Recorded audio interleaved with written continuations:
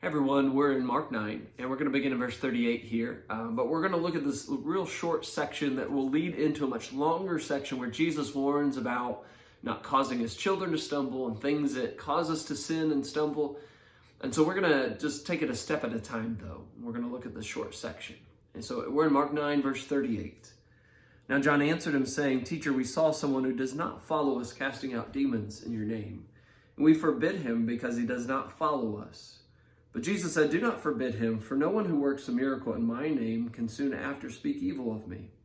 For he who is not against us is on our side. For whoever gives you a cup of water to drink in my name because you belong to Christ, surely I say to you, he will by no means lose his reward." John goes to Jesus and he says, "We found this man who's been casting out demons in your name, but we took care of it. We forbid him." Now that doesn't sound like something you try to keep somebody from doing, so why'd they do it? Maybe it's something to do with the fact that they tried to cast out a demon earlier in the chapter, but they couldn't. And so John has this mentality, if we can't, then nobody else can. Or maybe it has something to do with what John says, that he's not with us. That if he's not following us in our immediate company, then he shouldn't be doing this. That he's not with us, then he must be against us. Now, we don't know who this man is. We have no idea. And there's really no way of telling. But is it possible that he was one of the 70 earlier in Luke chapter 10? Where Jesus sent them out to go and preach the gospel, and they had the authority to be able to cast out demons because Jesus gave it to them. It seems to be that maybe he's one of them, or maybe there was another instance we don't know about where Jesus gave people authority to do those things. But in the name of, or in your name in this text, means in your authority.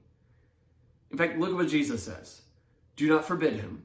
If he's not against us, then he's on our side. And so there's some pretty powerful lessons that God knows who are his, that God hasn't given us the monopoly of deciding who belong to him and who don't. That it's not about, are you one of ours? It's, are you one of God's? Now, how do we know who belongs to God? That's the question. Well, it's those who follow Jesus by doing what he says and what he instructs, what he commands, according to his authority. It's those who follow the scriptures. It's not saying that if anyone does anything and they just say that it's in my name, that it has to be acceptable to him and it should be acceptable to us. No, he's saying if anybody is following after him, that means doing things his way, the way that he's commanded and the way that he's instructed. If they're doing that, then they are not your enemy, they're your friend. Then Jesus goes from talking about this man who's been casting out these demons to a person who gives a cup of water, something as small as a cup of water, to someone who belongs to him. Jesus seems to be kind of pronouncing his blessing upon those who take care and serve his people. In fact, in Matthew 25, Jesus would say that the way you take care of my people is the way you actually take care of me. In fact, there'd be time for these apostles when a cup of water would be a hard commodity because there wouldn't be very many people who would be willing to serve them. In fact, most of the people were against them.